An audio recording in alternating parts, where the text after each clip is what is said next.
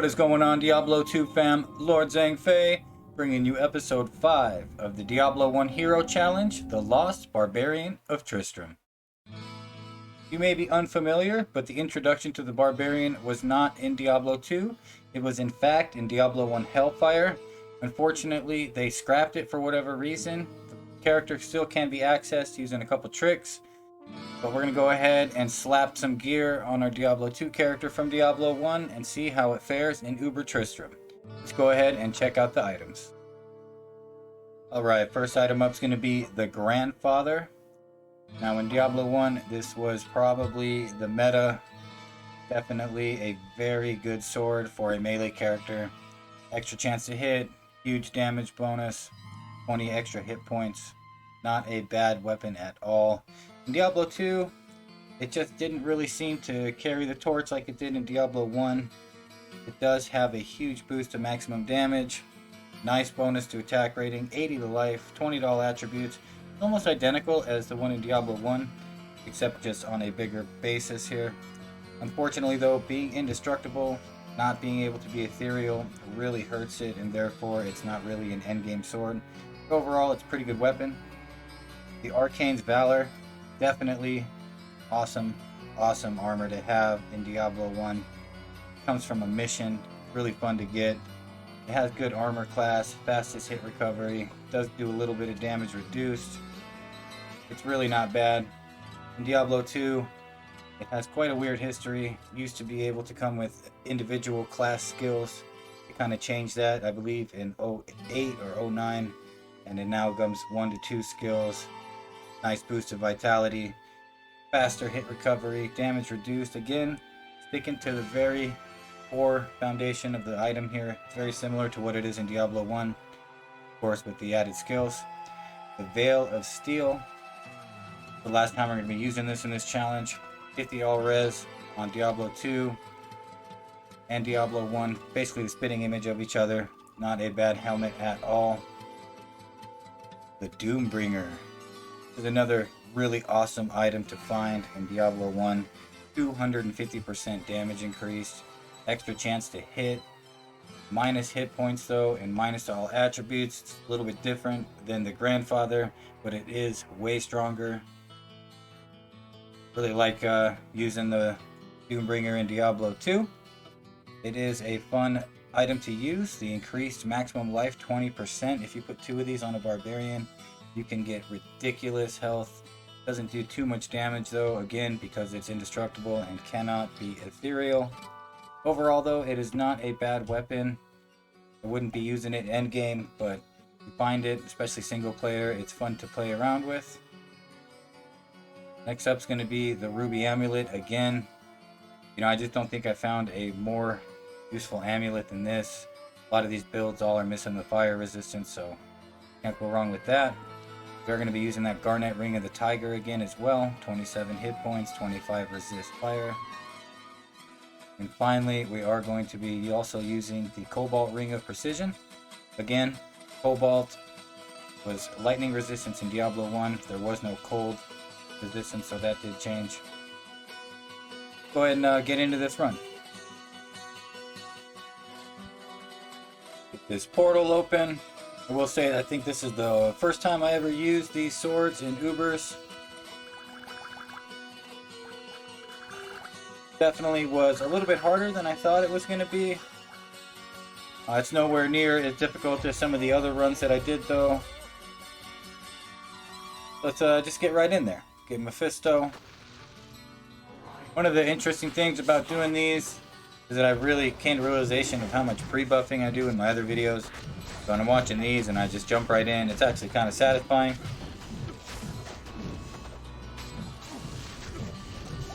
No life tap, that's not helping out. Of course, we are using Dracula's Grasp for the gloves.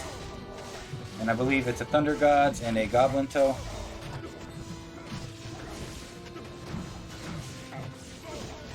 Using that Howl.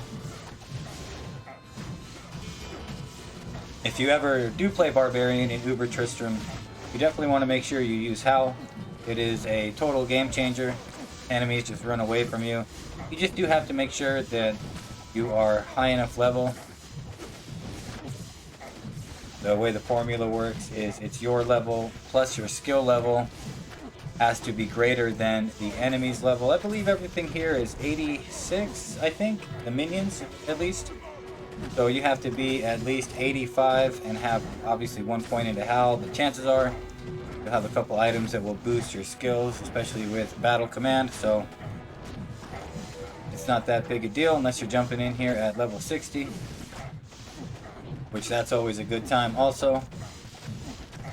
Our attack speed is pretty slow, so that's definitely not helping us out. But as you can tell with life tap, it's not too bad. We do have quite a few charms to combat that conviction though. Fisto's conviction is very nasty, minus 125 resistance, so definitely want to make sure you have a plan to tackle that. I remember when I first started playing, I didn't realize that, and I just couldn't figure out why I was dying so fast. Probably because my resistances were all in the negatives, and with all of these elemental skeletons here, yeah, you're not going to last very long at all. So other than the Thunder Gods, we do have no Absorb, and we're not going to have any Absorb for the next two bosses because I do switch that up to a Verdungos. Get a little bit of extra damage reduced on that. The Fisto went down fairly easy. A pretty typical Frenzy Barb build, honestly. And this just goes to show you that you don't need fancy rune words to do it. I mean, Arkains Valor is not a bad armor, but I would not really consider it endgame material. Unless you had maybe like a Zod bug one, that might be kind of cool. Alright, go ahead and swap these charms out. Get back in there, switch it up to the Dungos. So if anyone tells you, you gotta have Grief, you gotta have Beast, you gotta have Breath of the Dying to do Ubers with a Frenzy, I mean, it's just clearly not true. It does take a little bit longer though, especially in this Bale fight. I do speed it up a few times once I'm in the fight. It does take about, I don't know, 4 or 5 minutes for me to finish him up. Had some bad RNG with the hits I was doing. We don't do that much damage. You knowing we have a ridiculous amount of points into strength. I don't know if you noticed, but before battle orders, I think my life is like 1200 or something ridiculous like that. Maybe 1400. It's not a lot. And most of it comes from charms. That was one thing that I found kind of fun to play around with doing this challenge, was the stat distribution had a big deal on how the game panned out. I actually ended up having to put a ton of points into strength or dexterity or whatever the build needed opposed to vitality. And you guys know me, I'm always down for some low life Uber Tristram runs. So just goes to show, you know, stat distribution is very important. A lot of people just think it's get as much as you can for your gear, throw the rest into vitality, when I think that kind of the other way around. You can get extra health and extra vitality and extra things to nullify damage, but increasing your damage is ultimately going to be the best tool. I mean, extra health isn't going to beat Uber Tristram, you know what I'm saying? Speaking of low life, I'm actually gearing up, guys, to beat my record of 121 hit points for the lowest hit point Uber run in the world. I've had a post on JSP for over a year now, trying to get someone to try and beat it. Nobody has taken me up on it. I even have 500 forum gold. Anyone that can beat it, little reward prize or whatever, and nobody's taken me up on it. So, you know, someone's got to do it. It might as well be me. I'm gearing up for a sub 100 hit point run. It will be 99 hit points. Done with a sorceress, no energy shield. Should be pretty gnarly. But back to this run. As you can see, I'm using Warcry too. Lower his defense, making these hits more plausible. Now sometimes when it's like this, life tap isn't particularly necessary. more necessary for Mephisto and Diablo. Bale just doesn't do that much damage. He just is such a tank and a beast. You can hear those whoosh from all the missing hits I'm doing. Attack rating just isn't where it needs to be. I said before in the last video, the lack of Ravenfrost is just hurting me so bad. That's an extra 500 attack rating I could get. Add in the bonus from Frenzy and it's in the thousands. But we're gonna get there eventually. There he goes. Get a couple more pots here. Go back down, fight the Lord of Terror.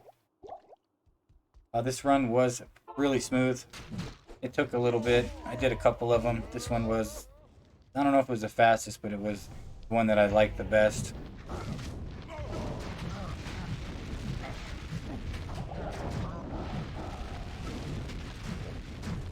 Playing all these characters with no rune words or no real godly items was a lot of fun.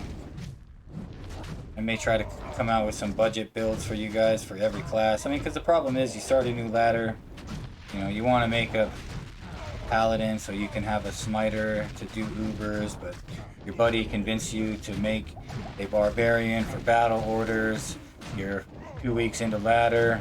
Everyone, you got all these keys, but no idea on how to get there because your character's not that great or you don't know how to play him so well. So you can beat Uber Tristram with every class. I mean, I've done it with trashiest gear of all time. But there's certain builds you can do and gear you can have. It's fairly easy to get in the beginning, where you could beat a Uber Tristram run 2 weeks into ladder and not have to empty your wallet on JSP or whatever. Basic items, you know, just like this. All these items this guy's using are practically worthless. And we handle Uber Tristram no problem. The charms, that's kind of one thing, but a couple runes, and you'll be fine. Here is the gear, just going over it again. That was not bad at all. Pretty basic items. Dungos, Drax, and Goblin Toe. That's the money maker right there. But, you know, a lot of that can be substituted. Like, you don't need Drax if you have a life tap wand. You know, it'll all come together for you if you're working on it. You have a nice collection of AR Max charms here. Really like those things. I used to have a full set of 32020s, but I gave them away to a friend of mine. But there's the skills. That was a pretty smooth run. Let's go ahead and ID this torch. Get on with it. My smiter run next is going to be coming up. That is just hilarious. I can't wait to show you guys. Stay a while and listen. Check this torch. Nice. Nice, nice. 2020 Necromancer. My favorite class. I do already have one of these, but having another one is cool because I do have multiple Necromancers that I play around with. That's awesome. About time. Y'all take it easy. I will check y'all out on the next video. Peace.